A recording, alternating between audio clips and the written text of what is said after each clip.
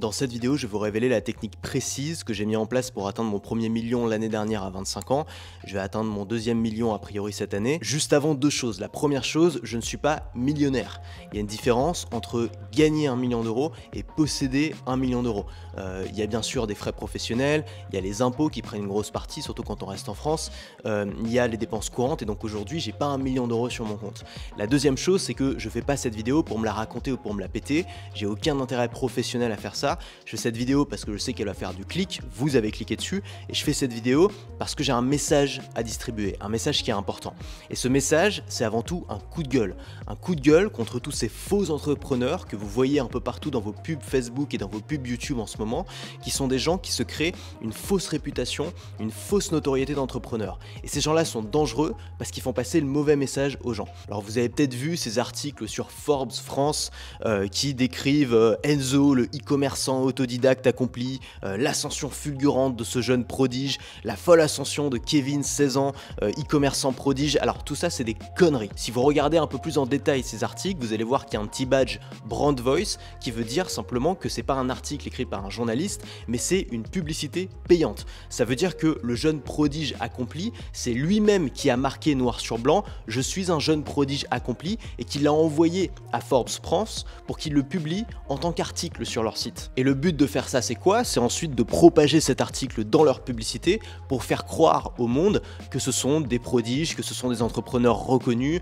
qu'ils ont eu un succès incroyable, qu'ils ont attiré la presse, alors que c'est 100% bullshit. Il faut savoir qu'il n'y a pas que Forbes qui fait ça, BFM TV fait exactement la même chose, ils vont encore plus loin. Vous pouvez les payer pour qu'ils fassent de fausses interviews de vous, c'est-à-dire que vous allez leur donner les questions, vous allez faire les réponses, les interviews seront filmées sur le plateau, mais elles ne passeront jamais à l'antenne. C'est seulement pour vous, pour que vous puissiez les utiliser dans votre marketing. Donc on peut se poser la question à ce stade-là, est-ce que c'est des journalistes ou est-ce que c'est des publicitaires? J'en sais rien. Peu importe, ce qu'il faut comprendre, c'est que ces entrepreneurs, ces faux entrepreneurs, se sont créés une fausse notoriété pour faire croire à un faux succès. Et c'est très dangereux parce qu'ils envoient un mauvais message à leur audience. Ils leur envoient le message que être entrepreneur, c'est la gloire, c'est avoir des articles dans la presse, c'est être reconnu par ses pairs. Alors que c'est pas ça. Être entrepreneur, c'est construire quelque chose. Et construire quelque chose, ça veut dire avoir une passion pour son sujet. Ça veut dire avoir une obsession pour ses clients. Et ça veut dire avoir l'humilité qui va avec. Parce que les résultats, ils n'arrivent pas du jour au lendemain. Et les résultats, souvent, ça se construit. Et quand on débute, on galère. Quand on débute, on n'a pas les résultats qu'on veut. Quand on débute, on n'a aucune reconnaissance. Tout le monde s'en fout de nous.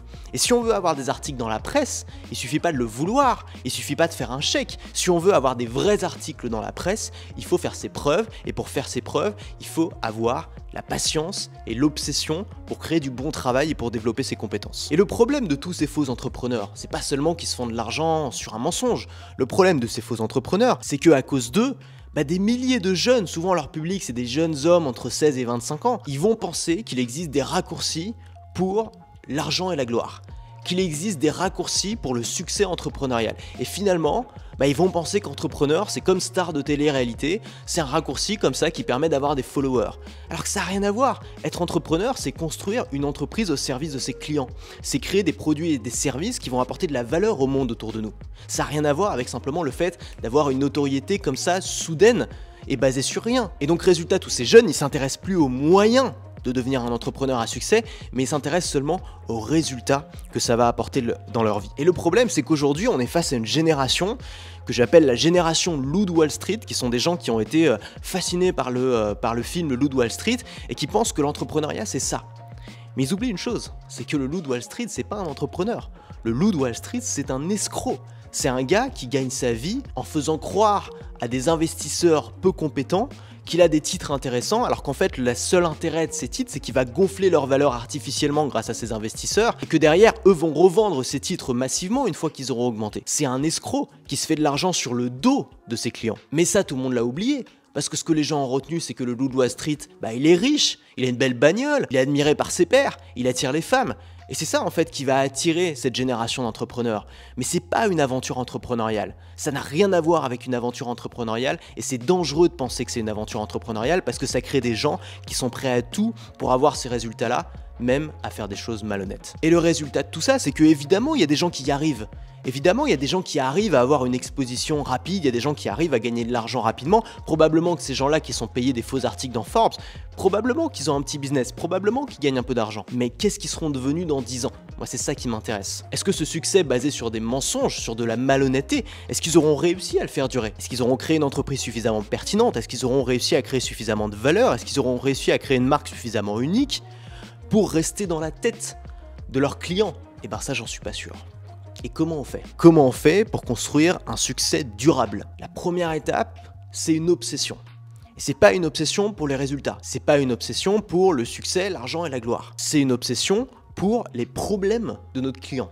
C'est-à-dire se lever le matin en se disant « Ok, quels sont les problèmes de mes clients? Comment est-ce que je pourrais les résoudre aujourd'hui? Comment est-ce que je pourrais rendre la solution plus facile, plus accessible, plus rapide, plus agréable ?»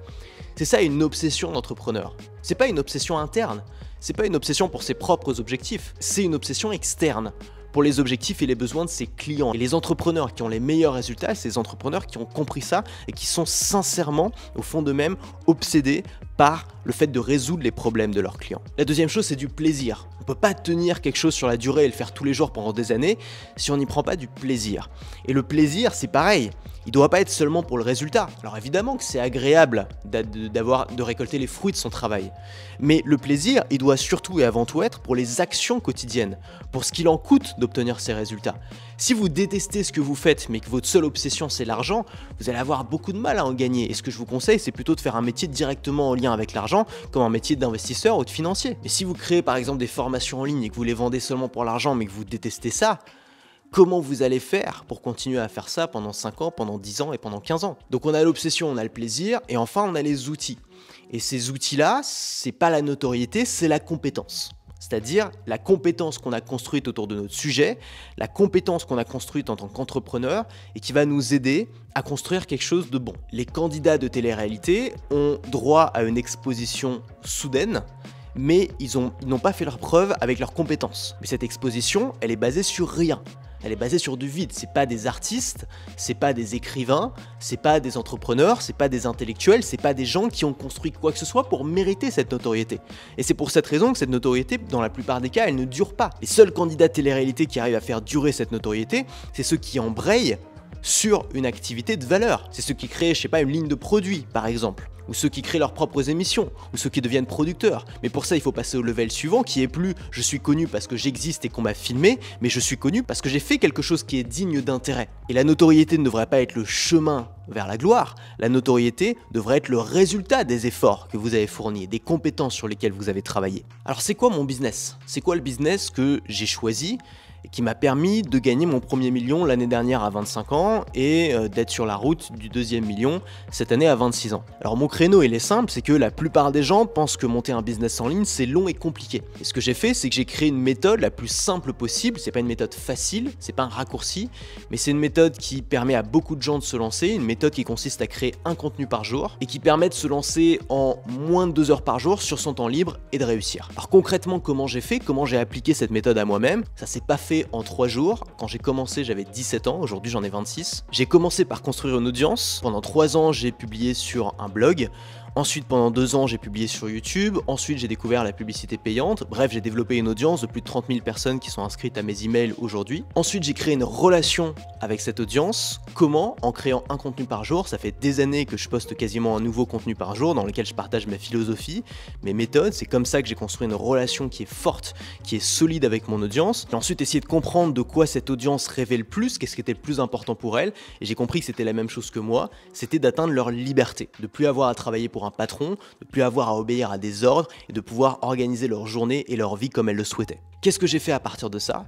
J'ai créé une offre payante. Cette offre aujourd'hui elle est constituée de plus de 100 formations en ligne. Alors pas de panique, c'est pas des gros programmes de formation, c'est des cours d'1h30, 2 heures, dans lesquels j'enseigne la création de contenu, la création de produits, la vente, l'efficacité, le marketing, tout ce dont on a besoin de savoir pour monter une activité sur internet qui nous rend libre. Ensuite ce que j'ai fait c'est que j'ai appris à vendre. Et ça, c'est une compétence qui est très peu connue, c'est une compétence qui est fascinante, la persuasion, et c'est une compétence qui existe depuis longtemps, hein. C'est pas les entrepreneurs du web qui ont inventé ça. Ça a été notamment beaucoup théorisé à l'époque des copywriters, donc c'était dans les années 50, 60, 70, des gens qui vendaient des produits par correspondance, par courrier, et donc qui devaient faire des lettres de vente en fait. Et aujourd'hui, ce qu'on fait quand on envoie des emails ou quand on envoie des vidéos de vente, c'est exactement la même chose, c'est qu'on construit des argumentaires de vente pour convaincre les gens d'acheter nos produits. Mais construire un bon argumentaire de vente, ça ne suffit pas. Il y a toute l'étape préalable qui consiste à construire une relation de confiance avec son audience. Les deux ne vont pas l'un sans l'autre. Une fois que j'ai appris à vendre et que j'ai commencé à faire mes premières ventes, qu'est-ce que j'ai fait? J'ai optimisé ma machine. Donc il y a différents rouages à la machine. Il y a le rouage acquisition, acquérir une nouvelle audience, de nouveaux clients. Le rouage relation, créer une relation de qualité et de confiance avec ces gens-là. Le rouage conversion, donc créer des ventes, transformer cette audience en client. Et enfin la fréquence des offres, c'est-à-dire avoir des offres suffisamment régulièrement pour pouvoir atteindre un très haut niveau de chiffre d'affaires. Ce qui m'a permis petit à petit de passer de quelques milliers d'euros par mois de vente à plusieurs dizaines de milliers et à aujourd'hui parfois plus de 100 000 euros de vente par mois. Alors l'idée, tu l'as compris cette vidéo, c'est pas seulement de survoler cette méthode parce que c'est une méthode qui évidemment mérite d'être étudiée. C'est une méthode qui est fascinante et que finalement peu de créateurs de contenu utilisent. La plupart des créateurs de contenu se reposent sur deux éléments. Le premier, c'est la notoriété et deuxième, c'est les sponsors. Donc d'abord, ils essaient d'avoir une notoriété maximale pour pouvoir attirer les sponsors et ensuite, ils essaient de négocier avec des marques qui sont pas forcément compatibles avec leurs valeurs et ils se transforment quand même plus ou moins en homme sandwich ou en femme sandwich à faire la promotion de ces marques-là. Alors certains le font de manière très habile et certains le font bien. Il y a beaucoup de ces créateurs que je respecte énormément. Mais pour moi, c'est pas un business model qui est accessible au plus grand nombre parce que c'est un business model qui nécessite d'avoir une audience qui est quand même très importante. Le business model que moi je propose, il peut très bien fonctionner avec une audience de quelques centaines d'abonnés, parfois moins de 1000 vues sur ces contenus. J'ai des gens qui génèrent plusieurs dizaines de milliers d'euros par mois et qui font moins de 1000 vues sur leurs vidéos. Donc ça fonctionne pour beaucoup plus de gens. La seule chose que ça nécessite de faire, c'est que ça nécessite d'apprendre à créer et à vendre sa propre offre. Mais ça offre une liberté maximale parce que vous n'avez pas besoin d'attendre d'être célèbre, vous n'avez pas besoin d'attirer les marques, vous n'avez pas besoin d'avoir une image qui est exemplaire, vous avez juste besoin d'avoir une audience qui est soudée et de créer une offre qui est cohérente avec la demande de cette audience-là. Alors est-ce que c'est pour vous ce système-là? Vous vous posez peut-être la question. Ce système, vous allez l'adorer si vous avez besoin de liberté, si vous êtes quelqu'un qui a un besoin intrinsèque de liberté. Alors ça ne concerne pas tout le monde, mais moi ça me concerne. J'ai toujours été malheureux dans mes jobs de salarié que j'ai pu faire avant. J'avais ce besoin-là, j'étais pas heureux non plus à l'école, j'avais ce besoin de travailler sur ce qui me plaisait, sur ce qui me passionne. C'est un business model pour vous si vous êtes passionné par votre sujet. Donc votre sujet, ça peut être n'importe quoi, ça peut être le tricot, ça peut être la cuisine, ça peut être, je sais pas, les investissements en immobilier, ça peut être la beauté, ça peut être les rencontres, ça peut être n'importe quoi. Si vous êtes passionné par un sujet et si vous avez des compétences sur ce sujet-là, ça va être extrêmement pertinent de créer du contenu sur ce sujet-là. Ça va être pour vous si vous avez un intérêt naturel pour la psychologie humaine. Parce que la vente, c'est un mot qui fait pas rêver tout le monde, c'est un mot qui est un peu sale, qui est un peu galvaudé, mais la vente, c'est quoi? C'est avant tout l'étude de la psychologie humaine, comprendre ce qui est à la base du désir. C'est pas passionnant, c'est pas la meilleure compétence du monde, c'est une compétence qui à la fois est intellectuellement passionnante, mais en plus c'est une compétence qui, de manière pratique, peut apporter énormément de valeur et peut être directement converti en argent sonnant et trébuchant. Enfin, c'est pour vous si vous n'avez pas de problème moral avec l'argent gagné quand il est gagné honnêtement. C'est un business qui est profondément honnête quand vous le faites bien parce qu'il consiste à créer des systèmes pour aider les gens à résoudre leurs problèmes et à atteindre leurs rêves. Donc c'est beau, c'est un business qui est esthétique quand on le fait bien, encore une fois. Il y a aussi des escrocs dans ce business, comme partout d'ailleurs. Mais si vous avez un problème moral avec le fait simplement de gagner de l'argent, vous n'allez pas y arriver. Évidemment, vous n'allez pas y arriver. Et malheureusement, en France, c'est un problème qui concerne beaucoup de gens. Je ne sais pas pourquoi, je ne sais pas d'où ça vient, mais c'est un fait. Beaucoup de gens n'arrivent pas à gagner de l'argent parce qu'on leur a répété depuis tout petit que l'argent c'était sale et que c'était forcément négatif. Ce business model, ce système, c'est un système qui va favoriser les gens qui ont déjà des compétences sur un sujet. C'est aussi un système qui va favoriser les gens qui sont capables d'aider les autres à partir de ces compétences-là. Des compétences qui sont liées à un besoin primaire. Ça peut être un besoin physiologique, des besoins de sécurité, des besoins d'amour et d'appartenance, les besoins d'estime, les besoins d'accomplissement, bref, les besoins qui sont sur la pyramide de Maslow, vous l'avez étudié probablement à l'école, tous les besoins qui sont liés à ça, il y en a énormément des besoins qui sont liés à ça, c'est des besoins qui vont vous permettre de créer un business rentable. Enfin, si vous avez une envie d'autonomie, qui est très importante pour vous. Si vous êtes malheureux en tant que salarié, si vous êtes inconfortable dans votre vie actuellement, c'est un bonus, c'est quelque chose qui va vous aider parce que ça va vous aider à avoir l'énergie, la motivation pour construire votre rêve. Donc mon système, il est simple. Il s'adresse aux gens qui sont prêts à faire 3 choses. La première chose, c'est de créer du contenu tous les jours. C'est un système qui est basé là-dessus. C'est quelque chose qui est passionnant, la création de contenu, et c'est le système le plus efficace pour créer une relation solide avec une audience et pour vendre.